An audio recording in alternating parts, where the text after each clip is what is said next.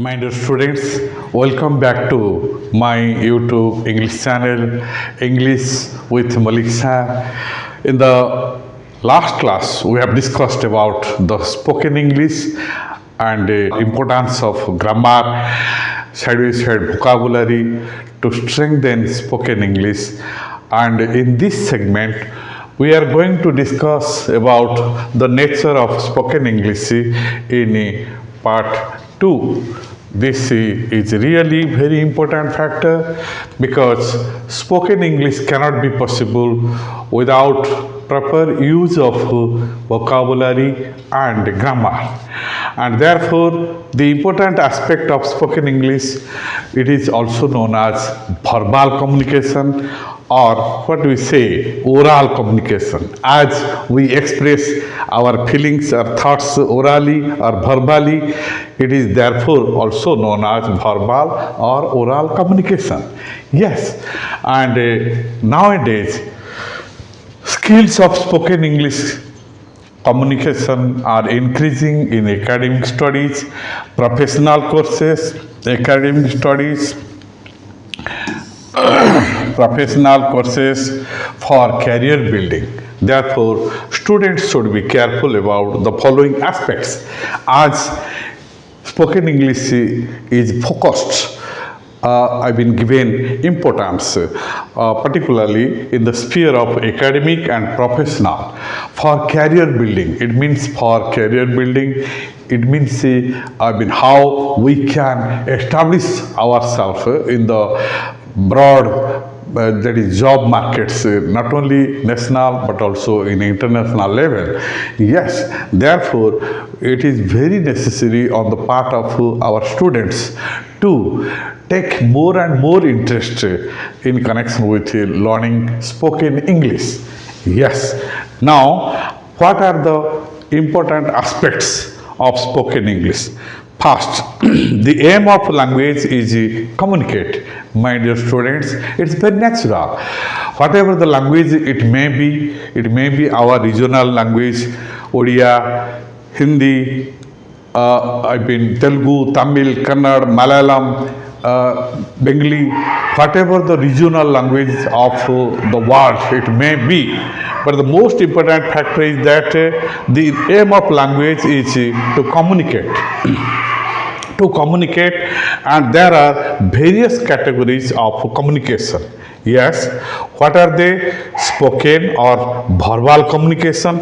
You see, spoken or verbal communication, it means whenever we express our thought or feelings in oral manner or verbal manner, that is spoken or verbal communication. The second one is non-verbal communication. Non-verbal communication means the communication through which we express our feelings through different types of gestures, eye contact, tone, pitch, sound, intonation, hand movement. I've been smiling, facial appearance, physical appearance, gesture. You see, listen, here we find even the duration of handshake and even a slight touch and patting on one's back indicate a lot. Therefore, these are non-verbal communication. Through these communication, we don't express any word, but without expressing any word, we express a lot. Yes, this is the difference in between non-verbal and verbal communication. Written communication. What you know, then whenever we write any message, a telegram, email, or a story, a report writing, summarizing. So in all these cases, story writing, prose poetry, essay, letter writing, formal or informal letter, in any sort of writing, we just write and express our feelings. That is what we call written communication. Visual communication. Visual communication means the communication we express our feelings or ideas through visuals. It means graph, chart, map, pie chart, bar chart, flow chart, diagram, and many other ways. That is what we call visual communication. You see, and yes, but here we find the matter that spoken or verbal communication includes what? Face to face. Naturally, face to face interactions whenever we talk with our friends, relatives, family members, or even distant related persons, our colleagues, boss, and any persons, whether they are our they are informally or formally related to us with the help of face-to-face interaction, face-to-face talking, chatting and gossiping, that is telephoning, mobile conversations, etc., indicate the idea in connection with that is what we call spoken or verbal communication. So here we find that how we express our feelings in this manner. Here we come to the next idea, that how spoken English is one of the main language skills. Yes, that is what we call four main language skills. Means in every language there are four main language skills. What are they? They are LSRW: listening, speaking, reading, and writing. Yes, listening, speaking, reading, and writing. These are the four main language skills through which we learn language and we receive language.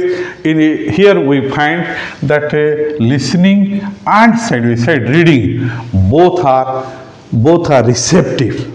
Listening and reading both are receptive skills, whenever speaking and writing are productive skills. It means what we receive, what sorts of knowledge we receive through listening and reading and storing our brain, then naturally that knowledge is expressed through speaking and writing. Therefore, both writing and speaking are called productive skills. Okay.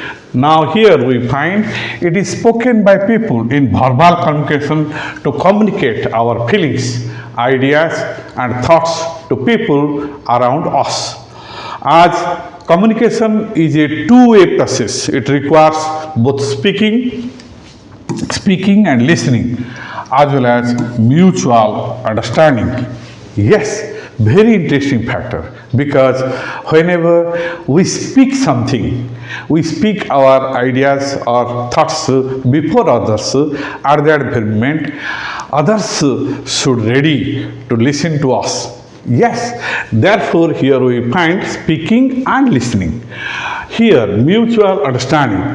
Whenever I am expressing my views before you, you should be ready to receive me and my thought and my expression, my ideas, so that a mutual understanding will be held, so that at any verbal or spoken English we can easily exchange our views, because the listener will just not listen, he will also respond, give his feedback, or that is what we call response. Yes, that's why it is a reciprocal matter. Mutual understanding is very essential in this case. Yes, another point, third point is people from various backgrounds, naturally various backgrounds, speak in variety accents. So you see, accent means a style of speaking, that is what we call a way of speaking that differs from region to region. It means the regional impact is there. In the sense, therefore, that is what we call accent. And what I am telling, that is Indian accent, Indian style of speaking. Okay, here languages and styles due to regional variations. Yes, for example, an American speech differs from that of a Canadian or a British or an Australian or an Irish or an Indian person. Yes, because here we find regional variations, regional differences. It means the people of different regions express their views or thoughts in different accents. That's why the purpose is same, but the style of expression differs. Yes, I'm right. Am I right? Yes. So here we find the matter that the matter. Indian English is recognized from form of English, a recognized form of English, which distinct with distinct pronouns, syntax, and vocabulary. Here we find Indian accent of our Indian speaking, style of speaking of English is accepted by the world around us because Indian style of English is very clear in expression. Again, syntax, it means based on various rules of grammar, and side by side vocabulary. It means our vocabulary, Indian style of speaking, grammar, and side by side the accent, the style of speaking has been accepted by the world at present because it is very clear and understandable, and one can easily understand what we are speaking. Yes. Okay. Therefore, we shouldn't feel that we are Indians and we cannot speak English clearly or freely. Yes, we can. We can speak, and I can express our views very freely and frankly, smartly, confidently. Yes, if we want. Yes. Now come. Spoken English involves the production of sounds. Yes, a production of sounds, pronunciation, intonation, stress, timing, pitch, words, phrases, sentence structures through speech or verbally to communicate with the others. Yes, so whenever we speak English, definitely we take all these very elements what we have already discussed in group A, that is what we call basic factors in connection with the English grammar. Without words, phrases, clauses, sentence, structure, it is not possible to express our thought or feeling in a very perfect manner. Therefore, here we find how whenever we communicate ourselves through any speech, verbally, we take the help of all this, and that is where pronunciation, it means matter of production of sound. And yes, mostly questions, answers, short words, contractions, phrases, and incomplete sentences are used to express any an idea in informal spoken English. You see, we have two types of spoken English. We have already discussed informal in the sense whenever we speak informally to our friends, relatives, family members, those who are closely related to us. This is what we call informal English. Whenever we express our feelings before our teachers, lecturers, professors, or any office bearers, then that is what we call formal spoken English. Here we find the matter. Therefore, here at the time of informal English, we can use short words. Have you taken your dinner? Yes, taken. Yes, taken. This is yes, yeah, simply, yeah, yes. Oh, Already, yes, already. So you see, listen, yes, already taken, yeah, yes, okay, already taken. So in the sense, you are giving the short answers to a question. Have you taken your dinner, lunch, or breakfast, etc. Therefore, here that can be possible in the case of informal speaking English, but it is not possible in the case of formal English. Yes, then how? Therefore, here we find the difference between what? Casual or informal English speaking is grammatically less complex. Casual or informal English speaking is grammatically less complex. Grammatically less complex. It means in this case we are not very much that is what expected to express our thoughts or feelings with the grammatical clarity. There may be relaxation in this case, less complex. We can manage to talk English without proper knowledge of grammar. Without proper knowledge of grammar. If we have no proper knowledge of grammar, we can also manage to speak English with the help of some words, some phrases, and short answers, something like that. And without the proper knowledge of grammar, we speak our family members, right? Family members, friends, fellow students, co-workers, playmates, at the park, it means or colleagues at the workplace, etc. Those with whom we work, and yes, etc. in light-hearted manner. It means this is casual, informal, light-hearted matter. We are not serious at that stage. Therefore, here we can we can speak with all these persons informally without any seriousness, without the proper knowledge of grammar. It can be possible at the time of casual or informal ways of expression. Yes, with in a light-hearted manner, using this is what you call informal language. Yes, but formal English is used to, here we find formal English is used in academic, professional speaking. So English grammar is very essential for both spoken and written English in a serious manner, using formal language for solving our day-to-day problems. Yes, it is very natural that whenever we speak formally, we definitely take the help of grammar.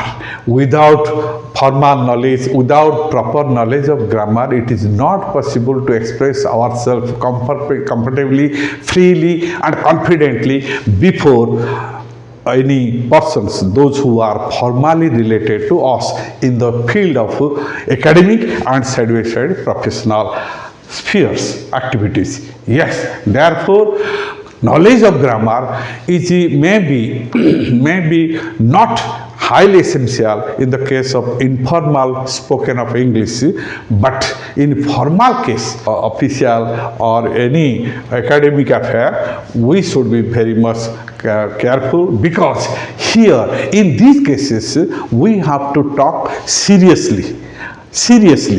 I repeat, seriously. Therefore, it is very natural that we have to express ourselves with very suitable phrases, suitable languages, idioms, proverbs. The way of expression should be grammatically correct, and then we will be respected, and our thought can be easily accepted by others in academic and professional spheres. Yes, and that will heighten our image and prestige and dignity. Yes. Okay, thank you. Now come, well, here we find the another idea, that is comparison between spoken and written English. Yes, sometimes we compare what is spoken and written English.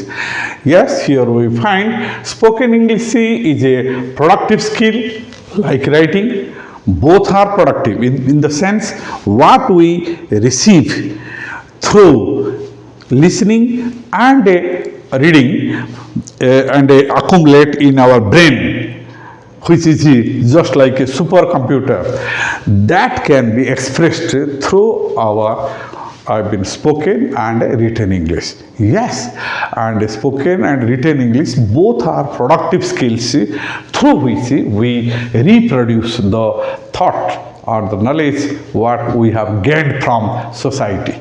Yes, and here we find that a productive skill, it is a productive skill, right? Okay, productive skill like writing. Whenever spoken English focuses on pronunciation naturally, you see here we find pronunciation, that is what you call the way we pronounce, I mean the accent. I mean again intonation, rising and a falling tone. Whenever we speak, we take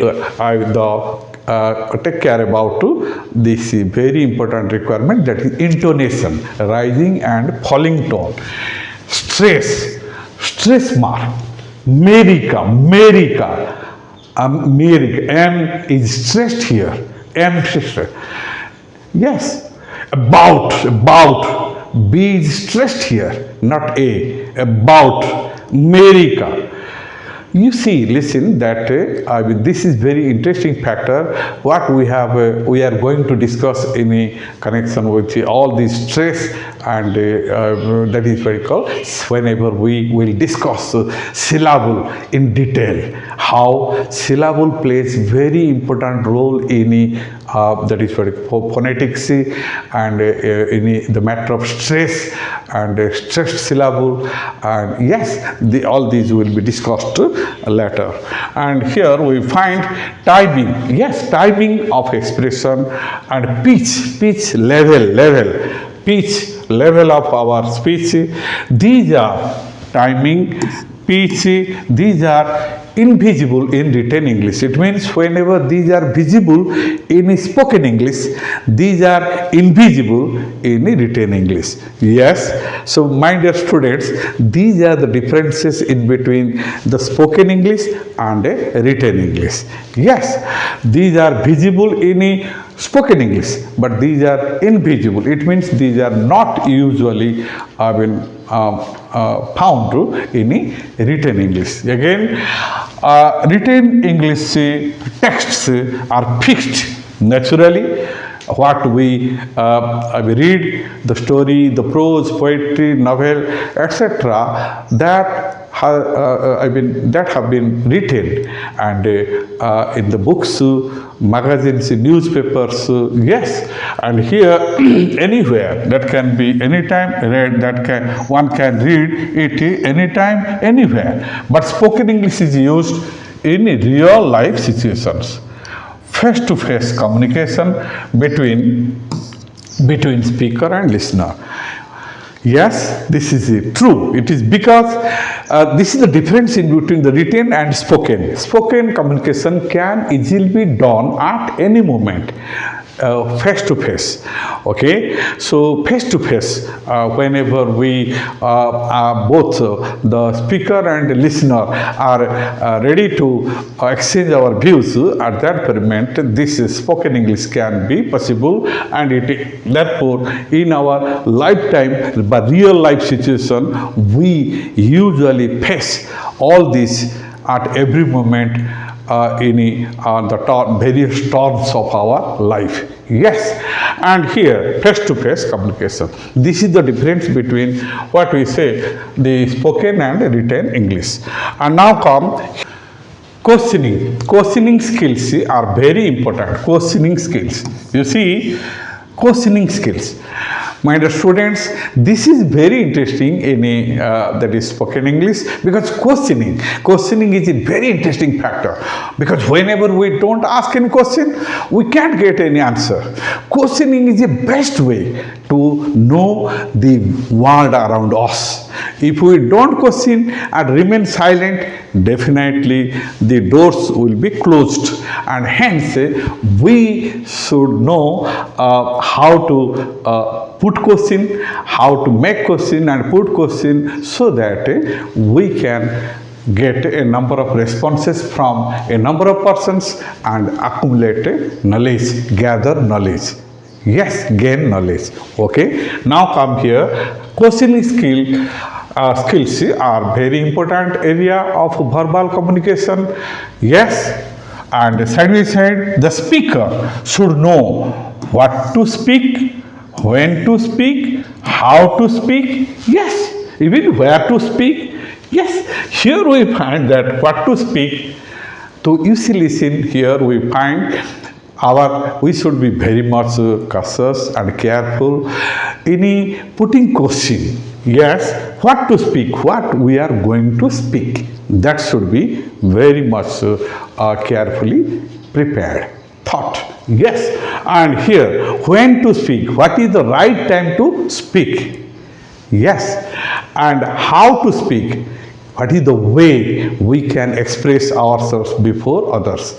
All these should be very much carefully considered at the time of asking questions. Yes, in formal and both in informal situations.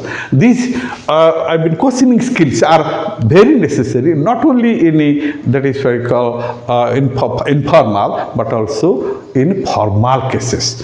Okay, we should improve our questioning skill and be ready for different answers as well as feedbacks. Whenever we are putting questions to somebody, then we should be very much prepared that if any feedback comes, we have to answer. It means if anybody responds our questions, then what will be the answer? We should be also prepared for all that, so that a proper conversation can be possible, can be established, and we can enjoy the spoken communication. Yes. Therefore, questioning, and as we know, there are two questions. One, yes/no questions. I've been using auxiliary verbs at the beginning of the question sentence. Yes/no question, because the answer may be yes or may be no. And whenever we put a question with the double H word, that is what double H question. It means what, when, how, where, which. So all these are double H words. Whenever we use these words at the beginning of the question sentence, this is what we call double H question. Yes, we may use here we find double H question or yes/no question. We should be very much careful to know what will be the to speak, and when to speak, what to speak, whom to speak, all these. Yes, this is a very interesting idea in connection with the speaking. Again, another feedback means responses. That is criticism, or it means anybody if he responds our that is what we call question, then we should be prepared for answering that question. Yes. And now come to another idea, that is what you call active listening. Yes, this is also very interesting factor, active listening. Whenever I have already told you, because that listening is a very important factor, and a careful speaker should be very much watchful in connection with listening. We should listen carefully. Carefully listening is the very important, that is what we call active listening. Whenever we listen actively, then we can respond someone actively. Yes, if we listen carelessly, casually, then definitely we cannot answer properly. Therefore, listening, active listening is useful for understanding feelings, yes, feelings, thoughts, beliefs of another person. Yes, with whom we are talking, and again, or gossiping, receiving information. It means active listening is very essential for receiving information in what the person is speaking. What is the value or usefulness of his speech that can easily be known whenever we are active in listening. And side by side, avoiding misunderstanding, and there will be no question of misunderstanding whenever we listen someone very sincerely. Okay, in order to avoid misunderstanding, there should not be any misunderstanding. Giving suitable feedback, yes, very natural. Whenever we listen carefully, we can respond. This is very suitable. Giving suitable feedback. Feedback corrects any confusion that arises between speaker and the listener. Natural. So whenever we respond, then we can easily avoid misunderstanding between what we are speaking and what the listener is responding.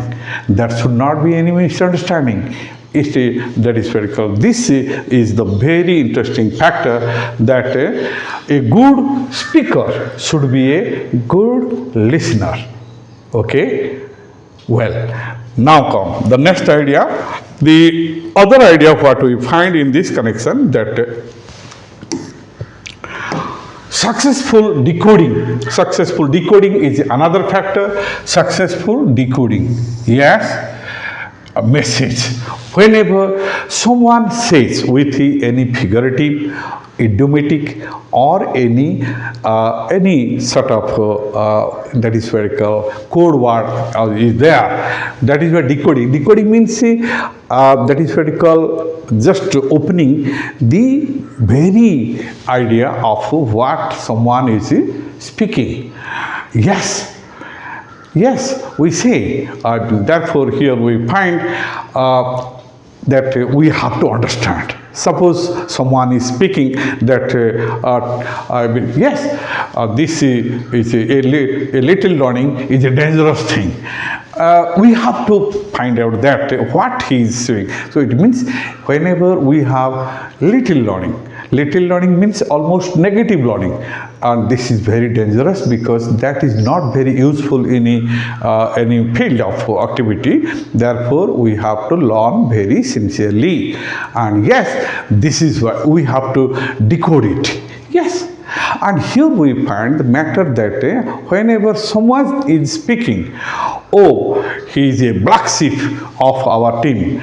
Yes, therefore we have to understand what he is speaking. This is what we call decoding, and it means finding out the very meaning of his speech in a very clear manner. Yes, that is what we call decoding message. Is another important aspect of communication skill. After careful receiving, successful communicators can easily decode, yes, anticipate and remove misunderstanding. Yes. So whenever we listen carefully, we can easily understand what is the word or phrase through which or sentence through which he is expressing his ideas. We can decode it. We can simplify it and easily know the importance of his speech. And non-verbal communication. Now come to the next idea, that is non-verbal communication. Here we find the idea how non-verbal communications like body language, yes, body language, facial expressions, eye contact, smiling, hand movements, etc. should be used at the time of speaking to establish credibility. Yes, Here we find that these are very, very interesting ideas which are essential whenever we are speaking. It means non-verbal communication. You see, the period of handshaking, that also indicates something. You would touch somebody, slight touch, that also expresses your emotion. Whenever we pat someone's back, that gives some meaning. And eye contact, smiling, facial appearance, say a lot. It means without any word. And therefore here we have to be very much careful. Being a good speaker, we should be also careful in connection with non-verbal communications like body language, facial expressions, eye contact, smiling, etc. These are very essential factors. We should know it and use it at the time of our speaking. Yes. Now come to the next idea, that is what you call ice breaking. Yes, ice breaking is another very, what do you mean by ice breaking? It means breaking silence and opening our mouth. Sometimes some persons sit idle, silently, without any motion, without any speech or something like that. This is ice breaking. This is not usually required. You know that ice breaking means breaking the silence and beginning the conversation. Most breaking silence and beginning the conversation. Most conversations begin with a greeting. For example, hi, or it's the extended form, hi. You see, hi. How are you? Hi. It means informal way. Hi. This is used in informal. Whenever we greet our friend who is very closely related to us. Yes.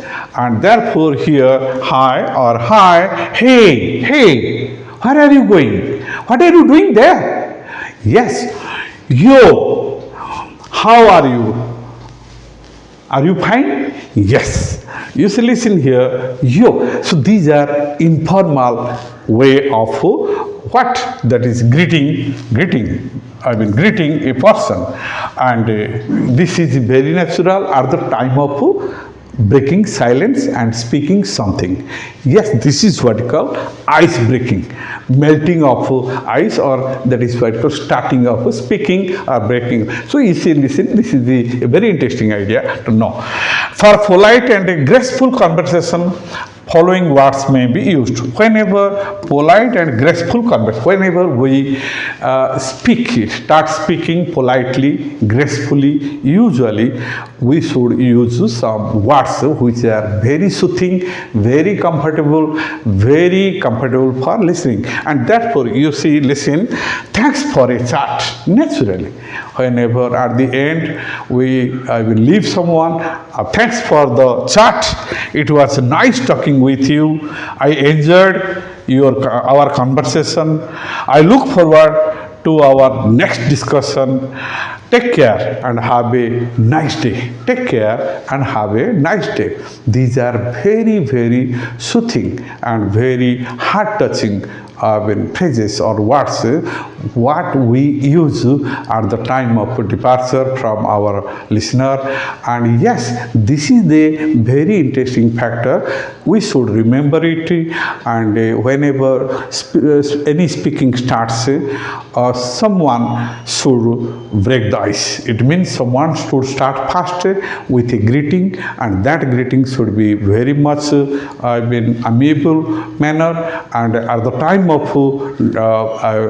at the end of our speaking we should part with all these words. Again, very interesting factors are there. And finally, some discourses. Yes, here we find some discourses. What do you mean by discourses? Here we find discourse makers. It means here what we are connect, these are used to connect and organize our ideas. Yes, at the time of speaking, you should be very much careful to use these words so that we can organize our ideas and our talking will be suitable. Yes, then how? Yes, well, as we say, well, let's start another chapter, okay? Look, my dear students, what I am going to teach you. Look, anyway, it's time to go home. Let's go. Fine, it's fine. So you see, I mean what I want to express. What I mean means what I want to mean or express. Yes, what I mean, you know, it means as you know that I mean actually, yeah, really good, as I say, great, so fastly, secondly, next, lastly, just, probably, perhaps, actually, frankly, I'm sure you will win the match. I'm sure. It means you will win the match, we can say, but I'm sure. It means you are just what? That is for organizing your ideas in a better manner. I'm sure. It means you are giving assurance or confidence and encouraging somebody that you will win the match. I'm sure. Yes. Hopefully, basically, if you ask me, I'm afraid. In fact, I'm afraid I can't help you. I'm sorry, I'm afraid I can't help you. We can easily say that I can't help you. But if we say, I'm afraid I can't help you, sorry, I can't help you, these are what you call, that is discourse makers. And I'm afraid, seriously, roughly, sort of, kind of, maybe, apparently, I think, I see, fortunately, etc., are used to connect and organize our ideas. Yes, and for yes, we can use sure, exactly, yeah, definitely, absolutely, certainly, of course, indeed, okay, all right, by all means, without any doubt, undoubtedly, yes, undoubtedly. Will you help me? I mean, we can say yes, we can say undoubtedly, without any doubt. It means you are giving assurance to your any person that I'm here with you, don't worry. And here, undoubtedly. For no, we can use absolutely not. No way, no chance, not at all, no, nay. And here, no thanks, yes. So you see, listen, here we find, whenever we offer someone that I will give you 500 rupees, and your friend says, no, thanks. No, thanks. You are, there is no necessity of taking 500 rupees from you, but whenever you are offering for that, thanks.